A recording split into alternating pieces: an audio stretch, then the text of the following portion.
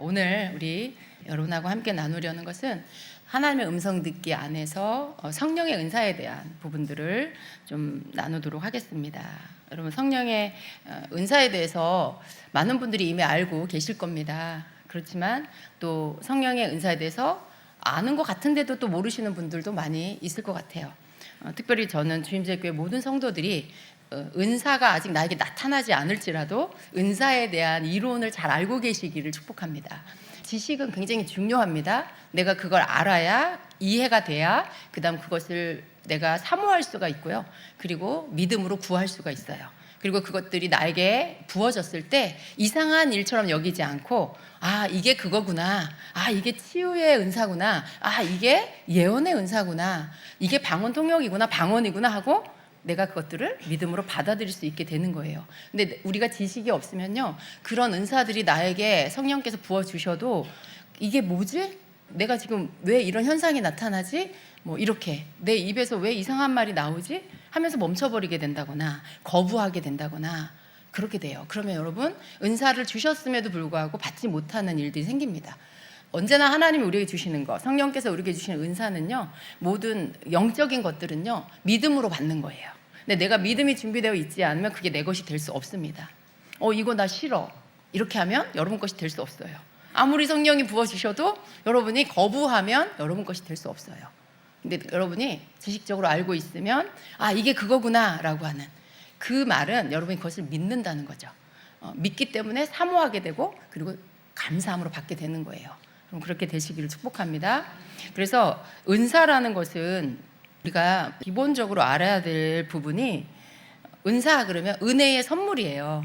그래서 성경에서 말하는 은사를 광범위하게 우리가 보려고 하는 거는 성령의 은사 9가지 초자연적인 은사이고 또 생활의 은사가 있고, 그런데 광범위하게 해석을 하면 하나님이 우리에게 주시는 모든 게 은사예요. 그죠? 은혜의 선물 안에 포함되지 않는 게 없잖아요. 가장 먼저 우리의 구원이 은사잖아요. 은혜의 선물이잖아요. 우리 안에 부어주신 하나님의 사랑이 또 은혜의 선물이에요. 또 우리가 하나님을 믿을 수 있고 예수 그리스도를 믿을 수 있는 거, 하나님 행하실 일들, 약속을 믿을 수 있는 믿음도 은혜의 선물이에요. 그리고 또 실제적으로 여러분 가운데 있는 재능들, 꼭 초자연적인 은사가 아니어도 여러분이 가지고 있는 각각의 재능이 있죠. 어떤 분은 요리를 잘하고, 어떤 분은 청소를 잘하고, 어떤 분은 악기를 잘 다루고, 어떤 분은 또 운동신경이 발달돼서 운동을 잘하고, 어떤 분은 또 기술적인 부분에 재능이 있어서 누구보다도 더 빠르게 습득하고 잘할 수 있는 그런 재능을 가지고 있고, 그런 모든 자연적인 여러분이 태어날 때부터 갖고 있는 그런 재능들, 이 모든 것도 사실은 하나님이 여러분이 주신 거예요. 그러니까 이 모든 게 사실은 은혜의 선물인 거예요. 그러니까 우리는 하나님께로부터 모든 것을 받았다라는 것을 알고 여러분에게 그런 은사, 하나님 우리에게 은혜 선물들을 많이 주셨다라는 것을 아셔야 됩니다. 그런데 좁은 의미에서 이 은사는요, 성령께서 나누어 주시는 성령의 능력을 말하기도 합니다. 헬라어에서 은사를 말할 때 2가지 단어를 사용해요. 하나는 도레아라고 합니다. 또 하나는 카리스마라고 합니다. 근데 이 두 단어 모두가 은사라는 뜻이에요. 선물이라는 뜻이에요. 하나님의 은혜로 말미암아 거저주시는 구원이라는 의미로 사용된 단어가 바로 도레아라는 단어입니다. 같은 의미로 다른 곳에서는 이 단어를 선물이라고 해석하기도 하고요, 성령의 선물, 온전한 선물, 이렇게도 우리 성경에 해석되어 있습니다. 이 단어가 신약에서 11번 쓰여지고 있습니다. 도레아라는 단어의 뜻이에요. 카리스마라는 단어는요, 하나님의 구원의 선물을 나타낼 때도 사용이 돼요. 그런데 주로 이 단어가 사용되는 경우는 어떤 사람에게 나누어 주시는 성령의 능력을 말할 때 이 단어가 사용됩니다. 그러니까 우리가 말하는 성령의 9가지 초자연적인 은사는 도레아예요, 카리스마예요. 카리스마죠, 그죠? 성령의 능력을 말할 때 사용되는 단어 카리스마입니다. 하나님께서 그리스도의 몸된 교회의 사역을 위해서 나누어 주시는 이 은사들, 이것이 바로 카리스마인 것입니다. 여러분, 성령께서 여러분에게 은사를 나누어 주십니다. 아멘이십니까? 성령께서 우리에게 성령의 뜻대로, 그분의 뜻대로 우리에게 나눠주세요. 그래서 어떤 분에게는 방언이 있고, 어떤 분에게는 치유가 있고, 어떤 분에게는 예언의 은사가 있고, 다 각각 다를 수 있습니다. 또 몇 가지를 같이 가지고 있을 수도 있어요. 그런데 그 모든 것들이 하나님의 뜻대로, 성령의 뜻대로 나누어 주신다라는 것입니다. 그래서 또 우리가 이렇게 은사는 이러한 것들이 있구나라는 부분들을 여러분이 아시기 바랍니다. 두 번째로 은사는 성경에 고린도전서 12장에서부터 14장까지 은사에 대한 부분을 가르치고 있습니다. 특별히 12장 4절에서 7절까지 보면은요, 은사를 가지고 다른 표현들을 하는 기록이 나옵니다. 은사에 대한 다른 표현들이에요. 그런데 거기에 보면 선물이라고도 표현하고 있고요, 또 직분이라고도 표현하고 있고요, 사역이라고도 표현하고 있고, 성령의 나타남이라고도 표현하고 있습니다. 4절에 이렇게 말씀하죠. 은사는 여러 가지나 성령은 같고라고 말씀해요. 은사는 여러 가지인데 성령이 같다. 여기에 성령님이 나오십니다. 그리고 5절에는 직분은 여러 가지나 주는 같으며 라고 말씀해요. 여기 주는 예수님을 말씀합니다. 직분을 말씀하고 있고 예수님이 그것을 나누어 주시는 분인 것을 나타내고 있습니다. 또 6절에는 또 사역은 여러 가지나 모든 것을 모든 사람 가운데서 이루시는 하나님은 같으니 라고 말씀해요. 사역 부분에서 주관하시는 부분이 바로 분이 하나님이라고 말씀하시는 거죠. 직분적인 부분을 주관하는 분이 예수님이라는 것을 뜻하는 거고요, 은사적인 부분을 주관하시는 분이 바로 성령님이시다라는 뜻이에요. 그런데 이 모든 것들은 다 은사 안에서 말씀하고 있는 것입니다. 그리고 7절에는 각 사람에게 성령을 나타내심은 유익하게 하려 하심이라, 또 여기 보니까 성령의 나타나심이라는 말이 나와요. 은사는 또 성령의 나타나심이라는 거죠. 그래서 은사를 말하는데 여러 가지 단어로 표현하고 있다라는 것입니다. 이 나타냄의 헬라어의 원어는요, 파네로스라고 해요. 그런데 이 뜻이 드러내다, 계시하다 이런 뜻이에요. 성경에서 성령의 나타남을 말할 때 성령의 나타남이라는 건 말 그대로 보이지 않는 성령님이 눈에 보이는, 증거되어지는, 나타나지는 이러한 것을 말합니다. 언제 성령님을 우리가 볼 수 있습니까? 여러분, 성경에서 성령님을 볼 수 있다고 말하지 않아요. 성령님은 바람 같다고 했어요. 성령은 바람 같다고 예수님 그러셨어요. 사실은 성령님은 눈에 보이지 않아요. 왜냐하면 성령님은요, 자신을 드러내지 않습니다. 성령님은 오직 예수 그리스도를 드러내세요. 여러분이 만약에 환상 가운데 성령께서 예수님을 보여주셨다, 그러면 여러분은 성령님을 통해 예수님을 본 거예요. 근데 성령님을 통하지 않고는 예수님을 또 볼 수도 없고 만날 수도 없어요. 근데 성령님은 성령님 자신의 어떤 일을 독단적으로 이루시는 게 아니고 성령님이 하시는 일은 언제나 예수님을 드러내시는 거예요. 하나님의 일들을 할 수 있도록 우리에게 은사적인 부분들로 나타나도록 하시는 거예요. 또 여러분이 은사를 통해서 여러분이 누군가를 기도해 주는데 치유가 일어났다, 그러면 그 치유된 그 부분 안에 성령님이 나타나신 거예요. 여러분이 막 기도하다가 방언이 나타났다, 그럼 방언이 지금 성령님이 나타나셨다는 증거예요.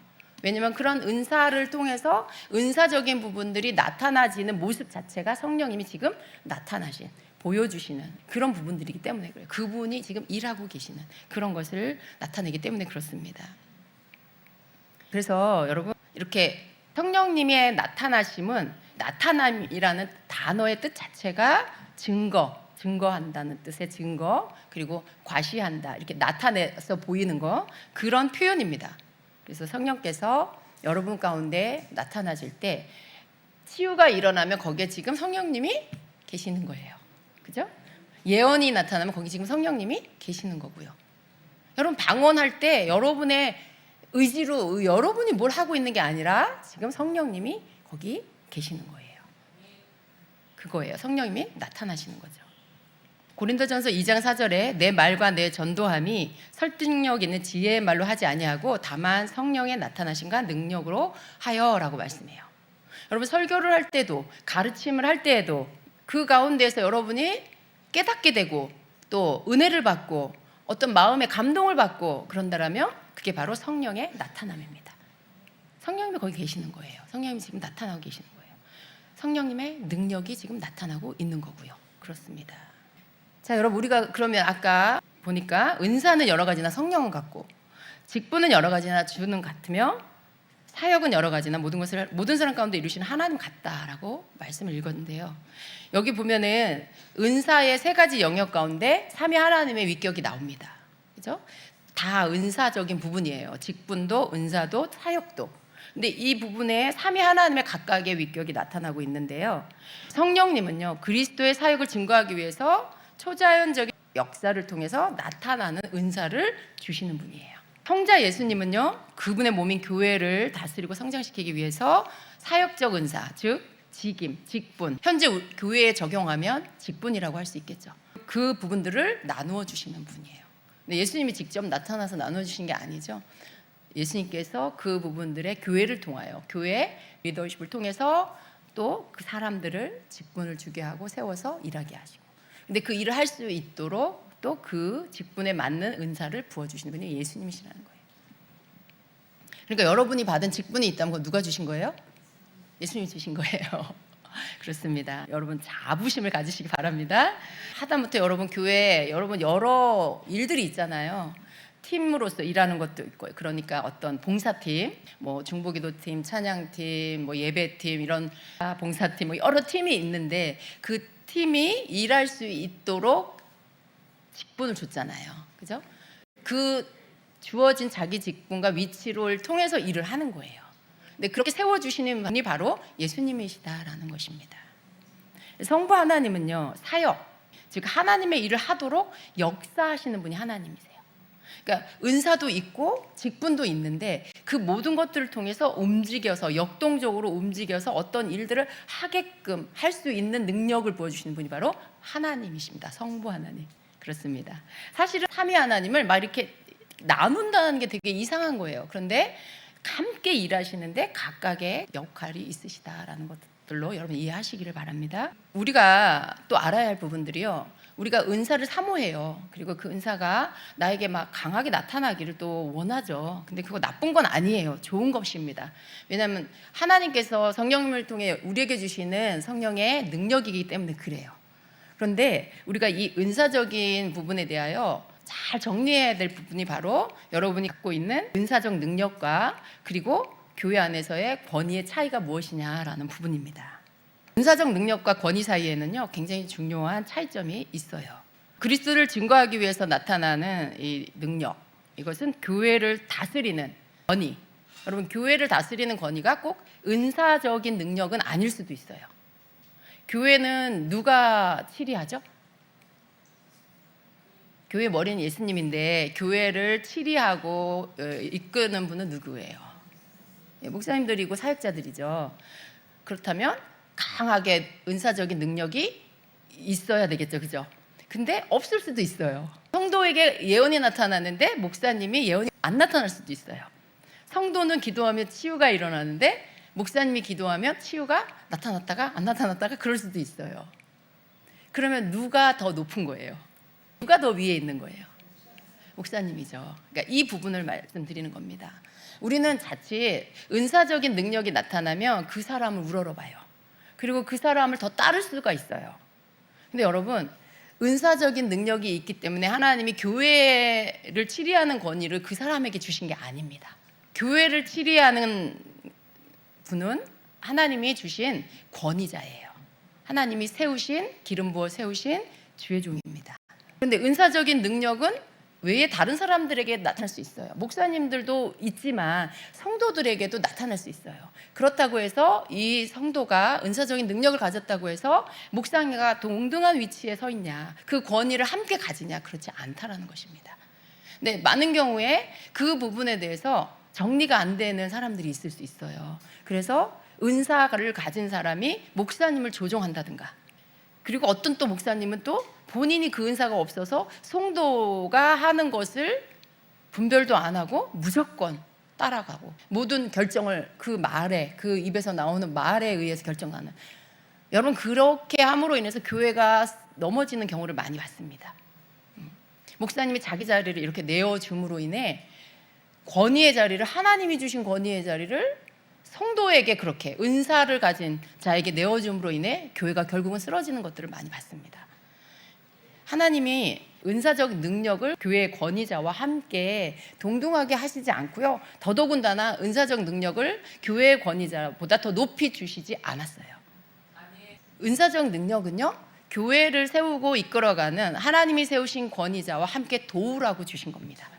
그래서 언제나 섬겨야 되는 거예요. 섬겨야 되는 겁니다.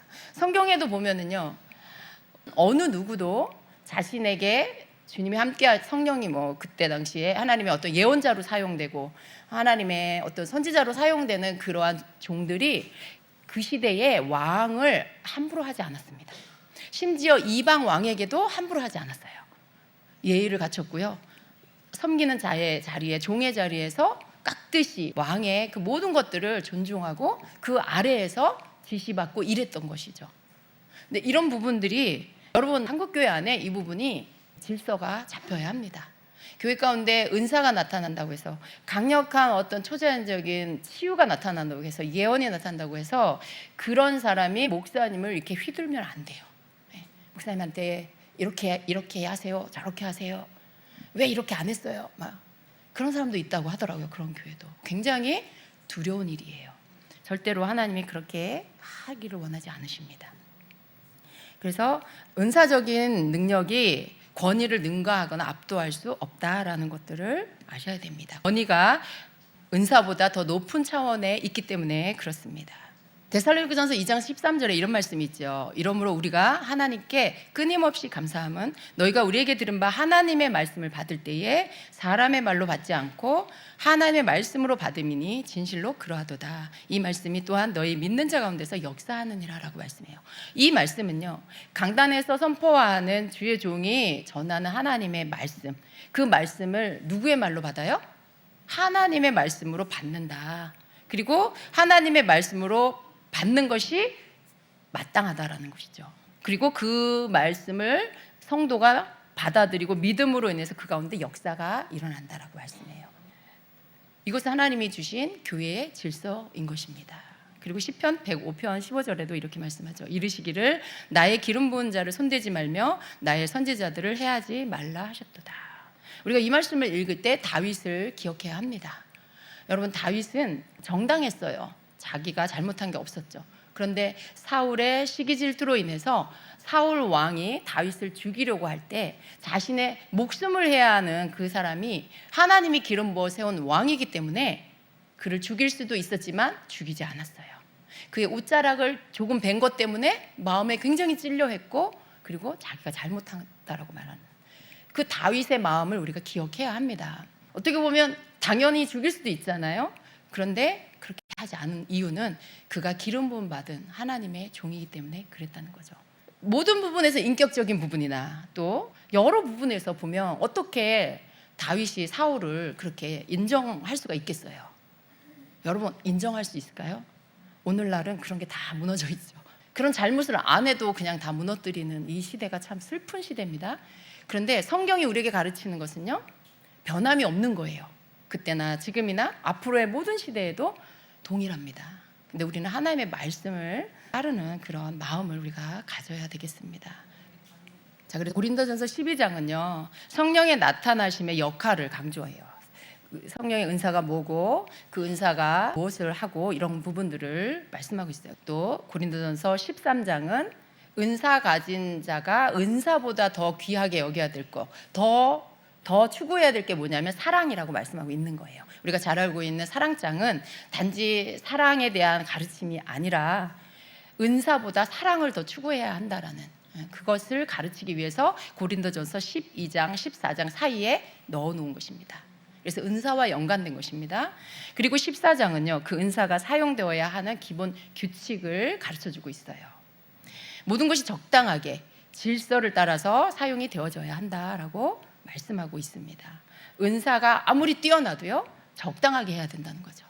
여러분, 절제라는 성령의 열매가 은사를 사용할 때도 거기에도 적용된다는 것을 알아야 합니다. 무엇이든지 우리가 너무 지나치게 하는 것은 항상 절제가 필요해요.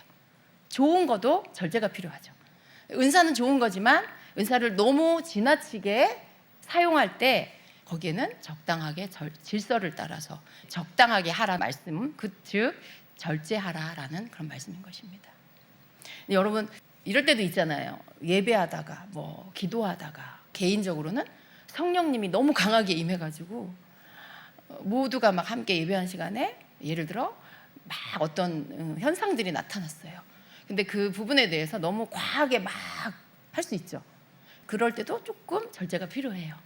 만약에 너무 막 함성을 지른다거나 발버둥을 넣어서 막 할 때, 그게 여러분 적당해야 되는 게 뭐냐면, 만약에 그 시간들이 풀어져서 모든 사람이 막 그렇게 하고 있으면 괜찮아요. 근데 이제 막 그런 시간이 끝났고 뭔가 다음 시간으로 넘어갔고 조용한 상태에서 만약에 혼자 막 그러고 있다, 그럴 때 어떨까요? 절제가 필요해요. 절제는요, 항상 좋은 것일 때도 항상 필요한 것입니다. 모든 것을 적당하게 질서를 따라서 해라라고 고린도서 14장이 말씀하고 있습니다. 또 직임에 대한 부분, 아까 우리가 은사는 성령께서 주시고 또 직분은 예수님께서 주신다고 했는데요. 특별히 여기 직임에 대한 부분은 예수님께서 교회의 머리시죠. 몸된 교회의 지체들에게 선물로 주는 오중사역에 대한 직임입니다. 그것을 말씀하고 있는 거예요. 오늘날 한국교회나 오늘날 교회 가운데 사도님 이렇게 우리가 하면 되게 어색하죠. 그죠? 예수님 당시에는 예수님이 가시고 그리고 예수님의 제자들이 사도였습니다. 그리고 사도 바울도 사도죠. 근데 오늘날 우리가 주의 종들한테 사도님 이렇게 선지자님 이렇게 부르는 건 좀 어색해요.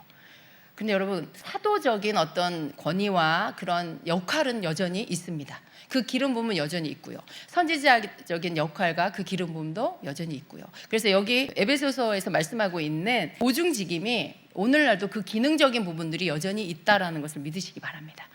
그래서 교회 안에는요, 사도적인 그리고 선지자적인 복음 전도자 그리고 목사, 교사가 있습니다.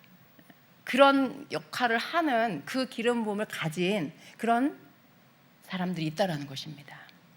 그런데 이 직임은요, 일부 특별히 부르심 받은 그런 개인에게 또는 은사를 통해서 부르심이 나타난 사람들에게 훈련을 통해서 인정된 사람에게 주어지는 거예요. 그러니까 여러분이 이제 평신도인데, 그런데 나는 사도의 기름 부음을 받았어요. 물론 사도적인 어떤 것들이 그 사람에게 있을 수 있어요. 그렇다고 그 사람이 사도는 아니죠.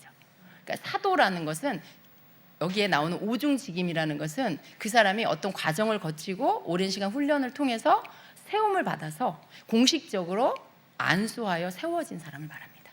목사님들이 안수하여 목사로 직임을 받는 것처럼 공식적으로 그렇게 모든 절차와 과정을 거치고 그렇게 세워진, 그렇게 직임을 받은 자를 말씀하는 거예요. 그래서 그런 것이 없는데 나는 교회 안에 사도로 부르심을 받았어, 나는 선지자로 부르심을 받았어, 이렇게 말하는 건 맞지 않는 거예요. 예를 들어서 목사의 직임이다 그러면요, 먼저는요 그 사람에게 목사로서의 부르심이 있어야 돼요. 그 부르심이 있어야 되고요, 거기서부터 시작해서 목사가 되기까지 하나님께서 그 사람에게 받게 하는 여러 가지 훈련이 있겠죠. 거기 사람 훈련도 있을 것이고 물질 훈련도 있을 것이고 성품 훈련도 있을 것이고 여러 가지 훈련이 있을 거예요. 그걸 잘 받고 통과해야 되는 거죠. 그리고 그 후에 교단과 교회의 규정에 따라서 안수를 받고 목사로 세움을 받는 그런 것입니다. 그런데 이 직임이라는 건 다 그래요. 직임의 은사라는 것은 직임을 통해서 일하게 하신 예수님이 주시는 그 은사는, 여러분 제가 하나님이라 그래도 삼위 하나님 이게 잘 알아들으셔야 돼요. 그렇게 세워져서 받는 게 바로 직임의 은사인 것입니다. 그래서 지금 현재 교회에서 적용을 해보면 교회를 통해서 임명을 받는 거죠. 그죠? 직분을 임명받기도 하고 어떤 봉사팀의 팀장으로 임명을 받기도 하고 그런 거예요. 예배팀의 팀장으로 임명받기도 하고, 그러면 그 사람에게 그 직분이 주어지죠. 그러면 그 받은 직분을 통해서 그 일을 하는 거예요. 공식적으로 하는 거예요. 만약에 그렇게 세움을 받지 않았는데 어떤 집사님이 찬양팀에 와서 나 찬양에 은사 있어요, 나 찬양할 거예요, 내가 찬양팀장 할게요, 이럴 수 없는 거예요. 내가 예배팀장 할 거예요, 이럴 수 없는 거예요. 그건 교회를 통해서 세움을 받아야 되는 거죠. 그렇게 지금 교회 안에서 적용을 해본다면 그런 거예요. 그렇게 각각 영역에서 임명을 받고 세움을 받고 그리고 맡겨진 사역을 하는 거, 자기가 받은 직분이 있기 때문에 그 일을 공식적으로 마땅히 할 수 있는 자격이 주어진 거죠. 그러면 하나님께서 그 위에 기름 부어주세요, 그 일을 할 수 있도록. 그런 것입니다. 자, 은사의 종류를 우리가 좀 같이 보면은요, 성경에 언급된 은사는요, 초자연적인 은사가 있고요, 그 다음에 보편적으로 생활 가운데 나타나지는 그런 은사가 있습니다. 고린도전서 12장에서 14장까지의 이 은사는 바로 초자연적인 은사예요. 자연적이지가 않아요. 여러분, 방언하는 게 자연적인 일인가요? 아니죠. 예언하는 게 자연적인 일인가요? 자연적인 게 아니에요. 우리 사람이 만들어낼 수가 없다라는 거예요. 그건 하나님이 부어주셔야만 할 수 있는 초자연적인 영역이라는 말씀인 거죠. 근데 여기에 나오는 9가지 은사는 그렇게 하나님이 부어주셔야만 할 수 있는 초자연적인 은사들입니다. 그런데 로마서 12장 7절 8절에는요 생활에서 나타나는 은사를 말씀을 하고 있어요. 이런 은사는요 초자연적인 은사처럼 능력면에서 표면적으로 두드러지게 나타나는 것은 아닙니다. 오, 놀랍다, 당신에게 섬김의 은사가 있군요, 이렇게까지 할 수 있는 그런 은사들은 아니에요. 왜냐하면 생활적인 면에서 나타나지는 것들이기 때문에. 그렇지만 교회 안에서 이런 생활적인 은사를 가지고 덕을 끼치고요 그리스도의 성품을 드러내는 일을 위해서 없어서는 안 되는 아주 중요하고 소중한 그런 은사들이다라는 거예요. 어떤 은사든지 교회를 세우기 위해서 성령님이 주시는 선물이에요. 이 은사들이요 항상 하나님의 영광을 위해서 사용이 되어져야 합니다. 겉으로 보기에 화려한 은사만 치중하게 되면 안 돼요. 그것만 귀하게 여기고 그것만 사모하면 안 된다는 거죠. 남을 섬기는 생활의 은사와 더불어 은사와 성품이 함께 초자연적인 은사, 그리고 또 섬기는 은사, 가르치는 은사, 이런 생활적인 것도 함께 더불어서 주님의 성품을 드러내는 그렇게 아름답게 사용되어지는 그런 은사가 되어야 한다라는 것이죠. 그래서 여러분, 우리는 서로가 받은 은사가 있어요. 어떤 사람은 초자연적인 은사를 받았을 수 있고 또 어떤 사람은 생활적인 은사를 받았을 수 있어요. 그런데 이러한 모든 것들, 은사들을 통해서 또 재능적인 은사들을 통해서 서로를 존중해 줘야 돼요. 집사님 정말 좋은 은사가 있군요. 권사님 정말 부러워요. 그럴 수 있잖아요. 전 찬양 잘 하시는 분들 너무 부럽더라고요. 그런 은사를 가지신 분들 너무 부럽고, 악기를 잘 다루시는 분도 너무 부럽고, 그래요. 그러니까 항상 다른 사람이 가진 은사를 내가 존중해주고 인정해주고 이렇게 세워줄 수 있는 그런 마음이 서로에게 필요합니다. 서로 존중하고 그 은사로 같이 공동체를 세워갈 수 있는 이런 자세가 필요합니다. 근데 이제 또 생활의 은사를 가진, 생활의 은사, 그런 초자연적인 은사 없어도 돼. 또 심지어 어떤 사람, 나는 30년 동안 방언을 구했는데 안 주셨어, 이런 분도 있더라고요. 정말 수십 년을 기도를 했는데 아직 못 받았다. 우리 교회 성도가 아니고요, 예전에 그렇게 오랫동안 방언을 구했는데 못 받았다고 하시더라고요. 근데 제가 볼 때는 못 받은 게 아니고 하나님이 이미 성령님을 주셨는데 그분이 방언에 대한 지식이 없든가, 그 말에 혀가 이렇게 돌아가는 게 어색해서 혹은 두려워서 그것들을 받아들이지 않았든가, 어떤 사연이 있을 것 같아요. 그렇게 오랫동안 기도했는데 안 주시는 하나님 절대 아닙니다. 주십니다.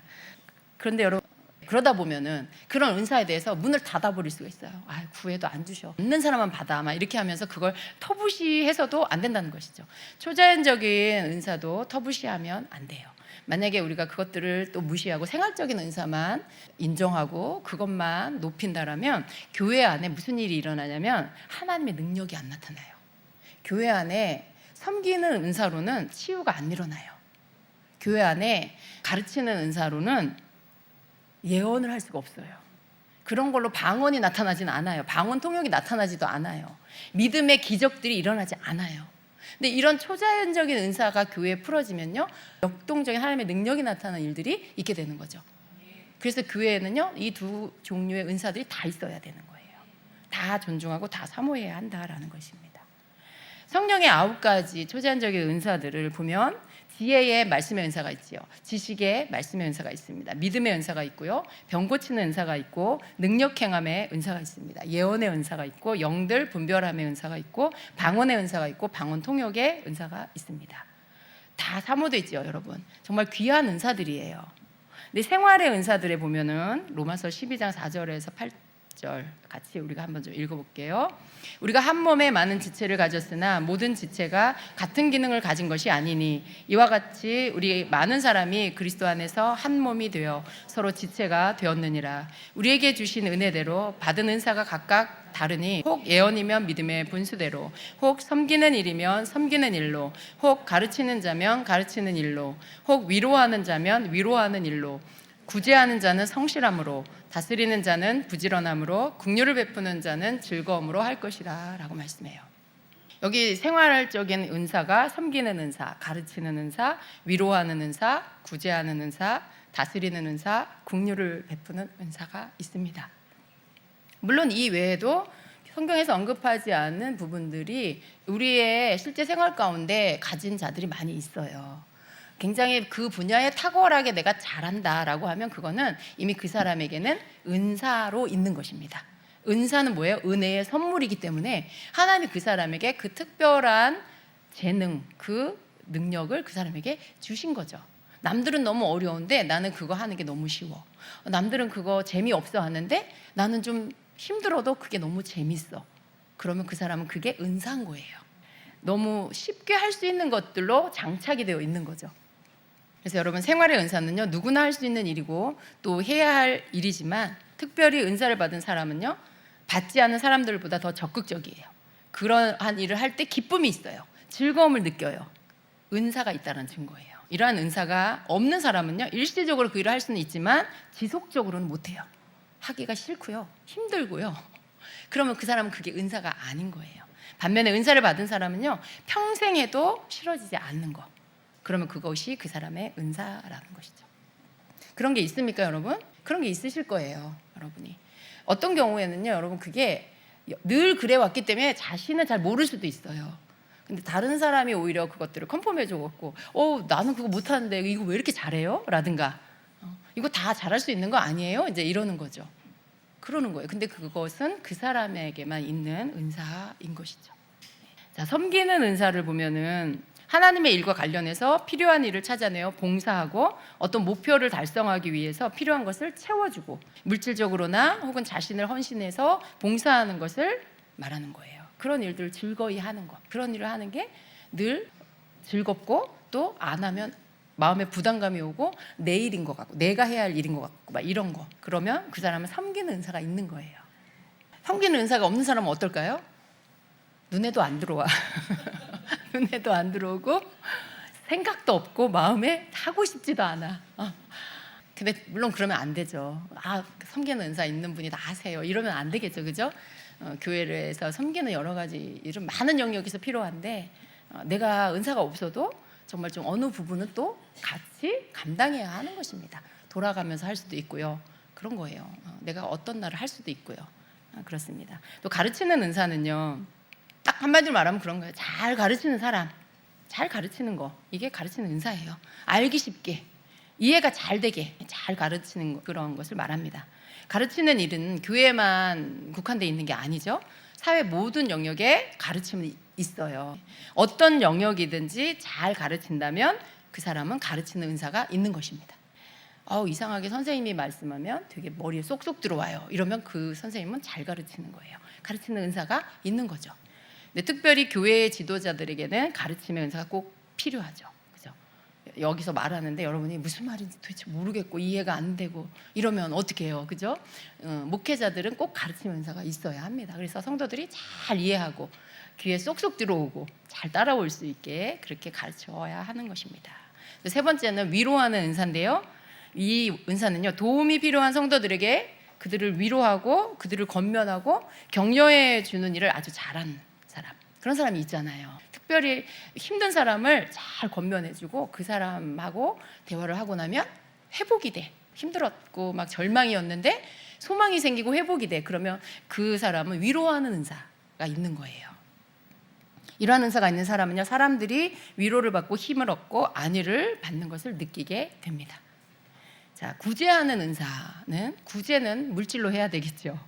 자신의 물질이나 자원을 어려운 사람들을 돕는 일에 드리기를 즐겨하는 은사예요. 여러분, 누군가를 돕는 일이 즐겁습니까? 구제의 은사가 있는 것입니다. 누군가를 돕는데 아까워. 그리고 10,000원을 더 드릴까 덜 드릴까 막 갈등해. 그러면 구제의 은사는 없는 것 같아요, 그런 부분. 근데 물질로, 물론 이 부분은 물질이 있어야 되겠죠. 그렇지만 여러분, 하나님 일하시는 것을 이렇게 보면은요, 물질이 많고 적음을 떠나서 내 형편에 맞게 돕는 일들을 하면 하나님이 거기에서 더 많은 것들을 주셔서 그 돕는 일들 더 많이 할 수 있도록 늘려가시는 걸 볼 수 있어요. 근데 내가 돈이 없으니까 나는 그런 거 할 수가 없어. 내 형편이 그게 안 돼 하면요, 항상 거기서 거기예요. 그 형편이 나아지지가 않아요. 근데 성경에서 말씀한 것처럼 나의 물질을 구제하는 일에 가난한 자에게 그것을 던지면 하나님께서 그 사람에게 갚아주시는, 그 사람은 갚을 게 없기 때문에 하나님께 그 사람에게 갚아주시는 그 약속의 말씀이 있어요. 우리가 구제하고 남을 돕는 일에 대해서 내가 형편이 안 되고 내가 생각할 때 나는 지금 그럴 주제가 아니야, 나 먹고 살기도 바빠 라고 한다면 그냥 계속 그 상태로 사는 거죠. 간당간당하게. 근데 그 중에 일부라도 여러분이 11조를 드리고 그리고 또 나머지 11조 10에 또 그 나머지에서 또 11조를 만약에 구제로 돕는다라고 하면 여러분은 천국에 심는 거예요. 씨앗을 거둘 수 있는 것들을 여러분 계속 심는 거예요. 그러면 하나님께서 여러분에게 거두죠.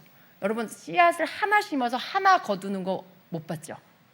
하나의 씨앗을 심으면 반드시 여러 개를 거두게 돼 있어요. 하나님은 그러한 축복으로 부어주시는 것입니다.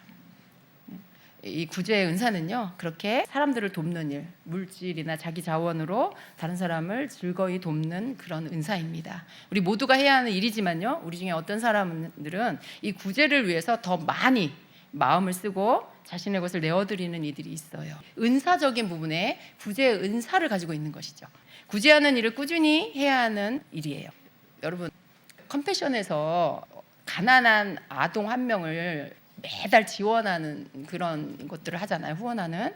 근데 그 아이가 20살이 될 때까지 그 아이를 매달 돈을 보내줘야 돼요.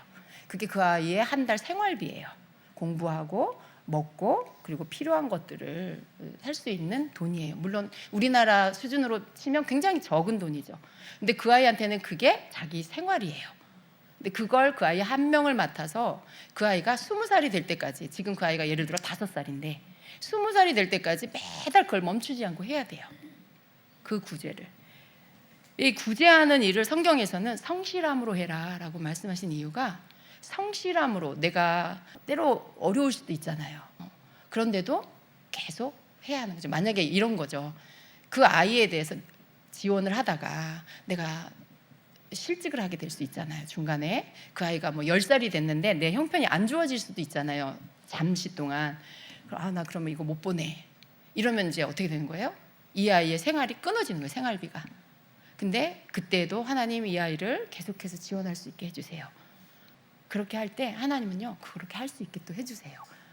이게 성실함이에요. 내가 돕기로 했을 때 책임지는 기간 동안에 이 아이를 계속해서 책임져 주는 거. 내가 누군가를 도울 때 계속해서 돕고, 이렇게 구제에는요, 물질과 연관된 이 일에는요, 우리의 성실함이 필요하다라고 성경에서는 말씀하고 있는 겁니다. 자, 다스리는 은사, 이것은요 지도자에 필요합니다. 따르는 사람들의 이렇게 따르도록 하는 거, 그들을 지도하는 그 지도력의 은사인 것이죠. 자신에게 주어진 영역을 잘 다스리고 잘 이끌어가는 그런 능력을 말합니다. 이건 모든 영역별로 필요합니다. 여러분이 소그룹 모임 안에 셀장이든지 또 팀장이든지, 뭐 여러분이 어떤 영역에서든지, 여러분 직장에서든지, 여러분이 속해 있는 그 영역에 여러분이 리더라면 다스리는 은사, 잘 지도하는 이 은사가 꼭 필요한 것입니다. 이 능력이 여러분에게 필요합니다. 그러니까 여러분 어떻게 해요? 여러분의 교회에서 셀장이 됐다, 팀장이 됐다, 또 어떤 팀 안에서 또 거기에 리더가 됐다. 그러면 어떻게 될까요? 하나님, 저에게 다스리는 은사를 주시옵소서라고 해야 되겠죠. 그런데 여러분이 또 그것을 기도하고 받고 기도하면서 해나가면요, 이게 점점 커져요. 다스리는 은사가 점점 증가가 됩니다. 왜냐하면 하나님이 그 일을 감당할 수 있도록 그 은사를 계속 주신다라는 것이죠. 이 은사는요, 미래에 대한 하나님의 뜻을 따라 목표를 세우고요, 또 사람들이 함께 동의하며 따를 수 있도록 이끌어가는 능력입니다. 그렇게 해야 되겠죠. 리더는 그렇게 해야 되겠죠. 언제나 우리를 다스리고 이끄시는 예수님을 따르도록 그렇게 이끌 때 잘 다스리는 자가 될 수 있다라는 것입니다. 아멘. 자, 긍휼의 은사는요, 육체적으로 혹은 정신적으로, 감정적으로 문제가 있는 성도나 믿지 않는 모든 사람들에게 깊은 관심을 갖는 거예요. 돕고 싶은 마음과 불쌍히 여기는 마음을 느끼는 거죠. 여러분, 우리 보통 이것을 부담감이라고 하죠. 그런 사람을 보면 마음이 막 힘들어. 그러니까 도와줘야 되는데 마음이 쓰이고 신경이 쓰이고 막, 그래서 자꾸 입에서 기도가 나오고 어떻게 있는지 궁금해지고 막 이런 거, 국률의 은사입니다. 그들을 향한 마음을 하나님의 사랑으로 흘려보내고 그들의 고통을 덜어주는 그런 행동을 기쁘게 감당하는 은사, 그런 은사입니다. 여러분의 이런 은사도 충만하길 축복. 그 외에 독특한 은사들이 있어요. 선교하기를 기뻐해. 타 문화권에 가서 복음 전하는 일을 기뻐하고 선교하는 일이 즐거운 사람, 그런 사람은 선교의 은사가 있겠죠. 여러분, 제가 아까 말씀드린 것처럼 성경에는 나와 있지 않지만요, 내가 그것을 즐겁게 기쁨으로 너무 좋아서 하게 되면요, 그건 이미 그 사람에게 은사다라고 하는 거예요. 선교에 대한 부분도 모든 사람이 그러진 않아요. 모든 사람이 너무 막 선교를 기다리고 막 선교지에 나가는 일이 너무 즐겁고 그러지 않죠. 어떤 때 가기 싫고, 근데 그것이 늘 마음에 가고 싶고, 또 안 가려고 했는데 막 부담감이 오고 가야 될 것 같고, 뭐 이런 것들 가질 수 있습니다. 또 중보기도의 은사도요, 이런 거예요. 일정한 분량의 기도를 계속 정기적으로 기도를 해야만 하는 그 마음이 있는 사람, 기도의 부르심이 강하게 있는 그런 사람, 중보기도의 은사가 있습니다. 그런 사람들에게 기도 중에 특별한 영적 체험이 또 많이 있는 사람, 기도하는데 뭐 주의 음성을 듣는다거나 영적인 뭐 체험에 뭐 환상을 본다든가 어떤 영적 체험을 한다든가 이런 게 자주자주 일어난다든가, 이런 사람, 하나님의 마음에 대한 계시가 자주 그 사람에게 있다든가, 영혼에 대한 마음을 주님께서 계속 부어주신다든가, 이러면 그 사람에게는 중보기도의 은사가 있다라고 볼 수 있는 것입니다. 여러분, 그 외에도 뭐 찬양의 은사, 그리고 여러 가지 재능의 은사가 있어요. 재능의 은사 너무 좋죠, 여러분. 근데 우리가 이러한 모든 부분들에 있어서 하나님이 우리에게 주신 거고요, 그 하나님의 영광을 위해서 쓰라고 주셨다라는 거 잊지 마시기를 바랍니다. 예. 이 오중직임에 부어지는 은사를 한번 보면은요, 이것은 리더십 은사예요. 에베소서 4장 11절에 오중직임에 대한 말씀이 나오죠. 그가 어떤 사람은 사도로, 어떤 사람은 선지자로, 어떤 사람은 복음 전하는 자로, 어떤 사람은 목사와 교사로 삼으셨으니 이는 성도를 온전하게 하여 봉사일을 하게 하며 그리스도의 몸을 세우려 하심이라 라고 말씀해요. 오중직임은 하나님의 특별한 부르심이 있고 훈련의 과정을 거쳐서 준비된 후에 세움을 받는 것입니다. 그래서 사도적 이 직임의 은사는요, 교회에서 인식하고 있는 영적인 문제에 대해서 특별한 권위를 가지고 있는 거예요. 지도력을 발휘하는 그런 은사입니다. 이것은 권위가 주어지는 거예요. 이 사도적 은사는 권위가 주어지는 거고요, 지도력을 발휘하게 되는 은사입니다. 그래서 이 은사는요, 교회를 세우거나 지도자를 양육하는 이런 독특한 은사예요. 성경에 나오는 사도들은 바로 예수님의 제자들이죠. 그리고 사도 바울이 있어요. 사도들의 사역은요, 어떤 거냐면 교회가 없는 곳에 교회를 세워요. 그리고 교회가 막 흐트러졌는데 가서 교회를 바로 세우고, 이런 것들을 할 수 있는 은사예요. 사도적 은사가 있으면 이런 일들이 나타나게 됩니다. 그래서 하나님의 능력이 풀어져 나오게 하는 이런 은사입니다. 사도적 은사는요, 목사의 직임의 은사와는 또 구별되는 것이에요. 그게 같은 게 아니고요, 목사인데 사도적 직임의 은사를 갖고 있을 수 있어요. 목사인데 선지자적 직임의 은사를 가지고 있을 수 있어요.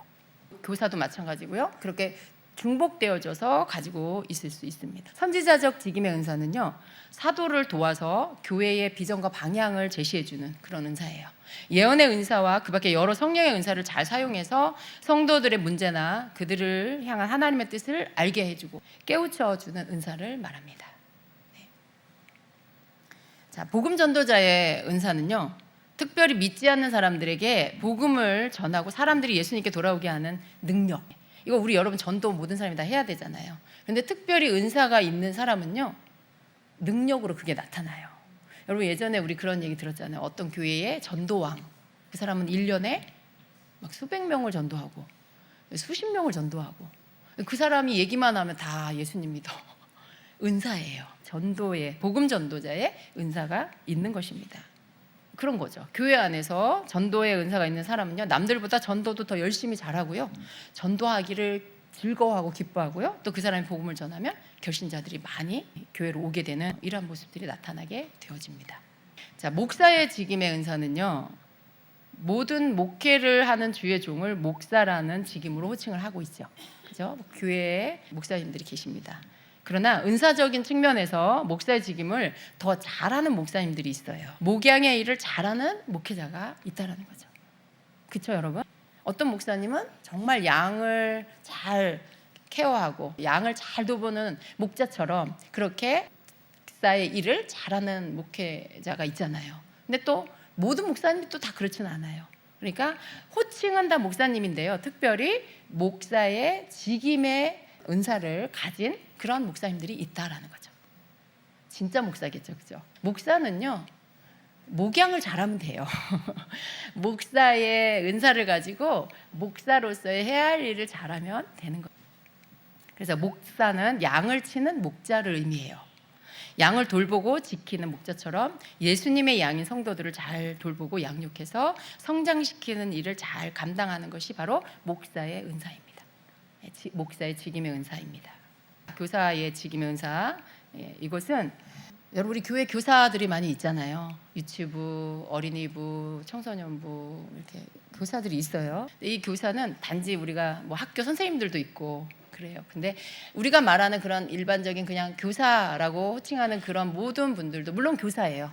모든 교회 목사님들이 목사님인 것처럼 교사 맞아요. 그런데 특별히 이 교사의 직임의 어떤 그런 은사를 가졌다라고 할 때 그분들은요, 교회, 그리스도의 몸인 교회 안의 성도들의 영적인 성장을 위해서 필요한 어떤 성경적, 영적 가르침을 잘하는 은사예요.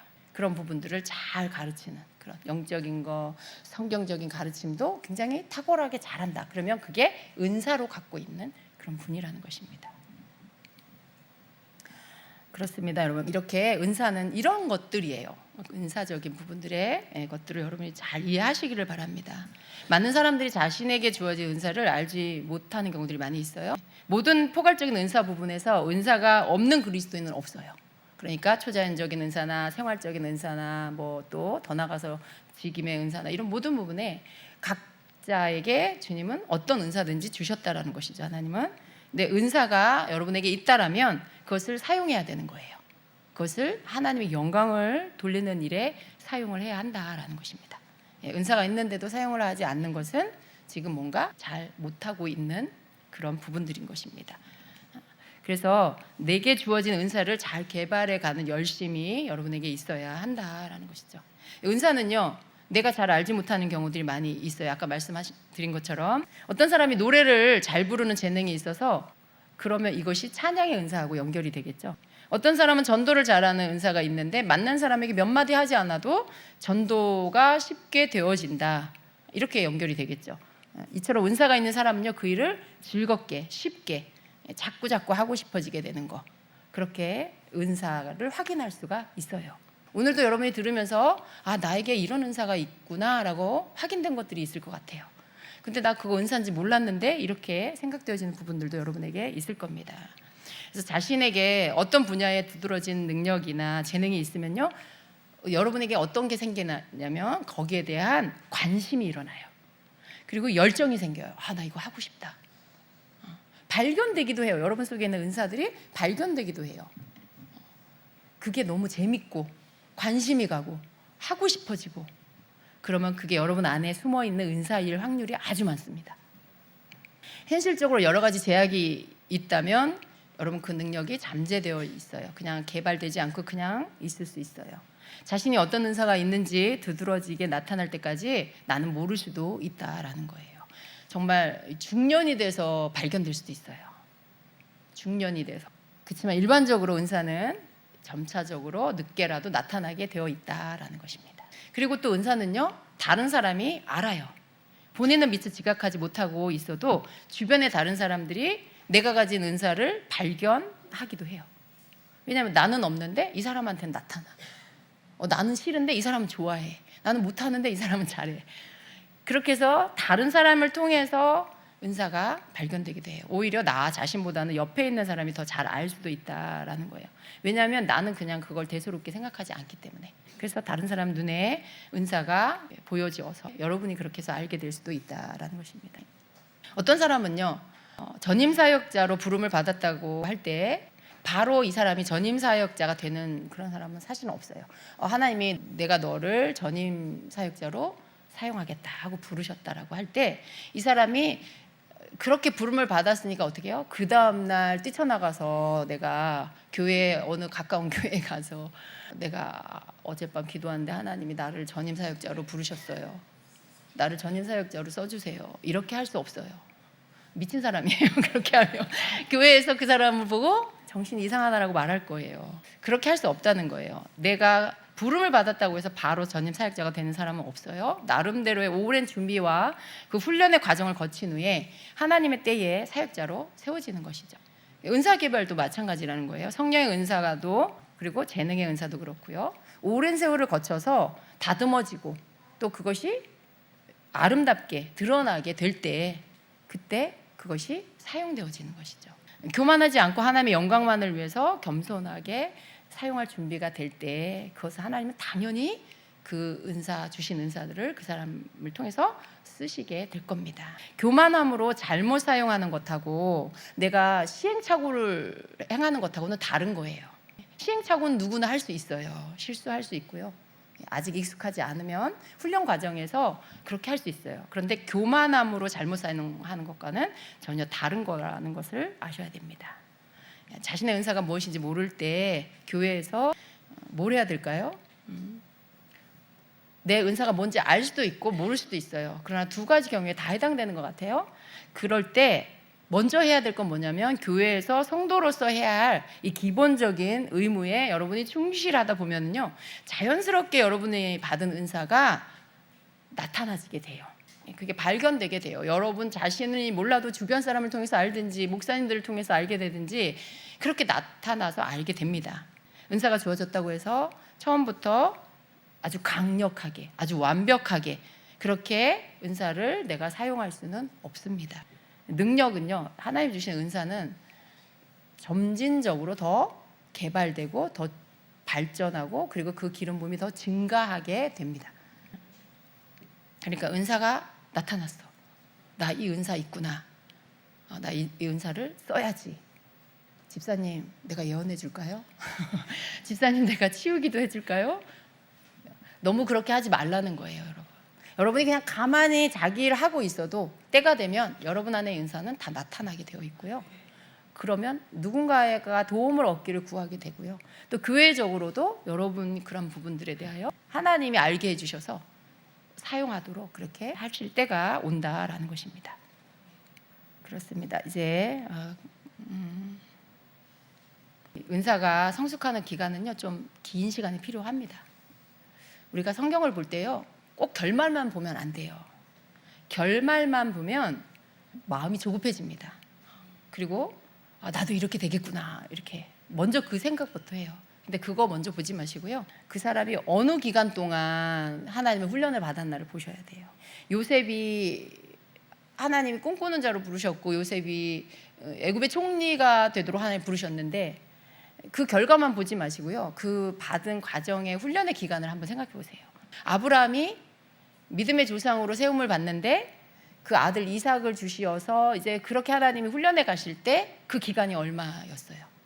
그냥 어느 날 하루아침에 믿음의 조상이 된 게 아니에요. 그 십수년 동안 또 아브라함 같은 경우는 얼마가 걸렸어요? 아들 주겠다 하시고도 25년을 기다렸죠. 그런 기간 동안에 계속되는 훈련이 있는 거죠. 여러분이 하나님께로부터 뭔가 받은 게 있고 은사가 있고 뭔가가 있다라면 이 훈련의 시간이 있는 거예요. 조급해하지 마세요. 여러분이 때를 정하는 게 아닙니다.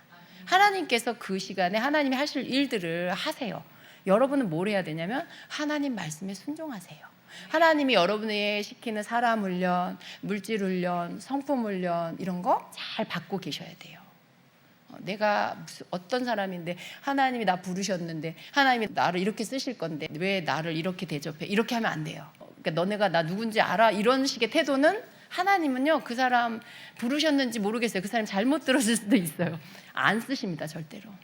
그런 사람은 안 써요. 쓸 수가 없어요.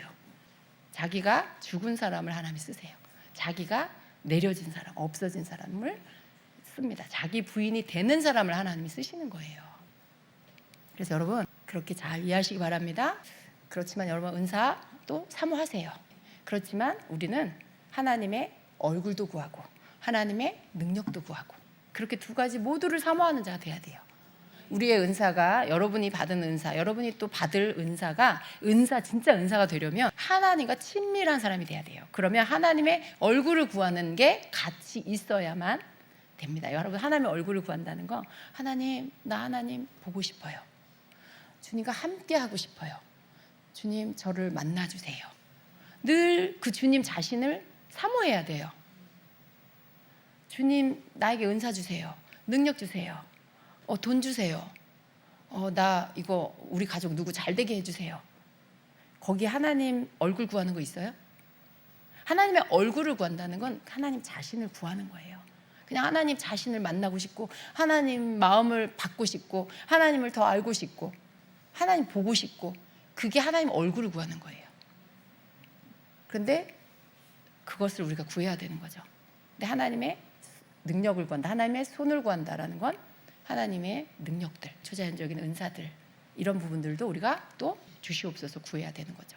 두 가지 다를 구해서 여러분이 하나님 안에서 여러분에게 주신 은사들을 정말 아름답게 잘 쓸 수 있는 자로 이렇게 준비가 되어야 합니다. 아멘. 네, 기도하겠습니다.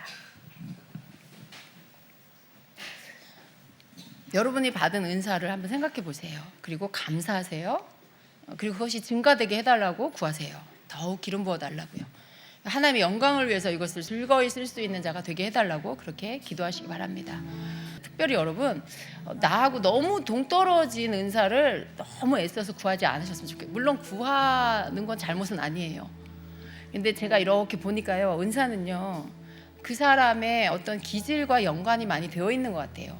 그 사람이 잘하는 거, 굉장히 예민한 사람은요, 어떤 예민한 것과 연관된 일을 잘할 수 있어요. 그런 것처럼 은사도 만약에 털털하고 그냥 겁이 없어, 그냥 밀고 나가 해, 그럴 때 그 사람에게는 믿음의 은사가 올 확률이 많아요.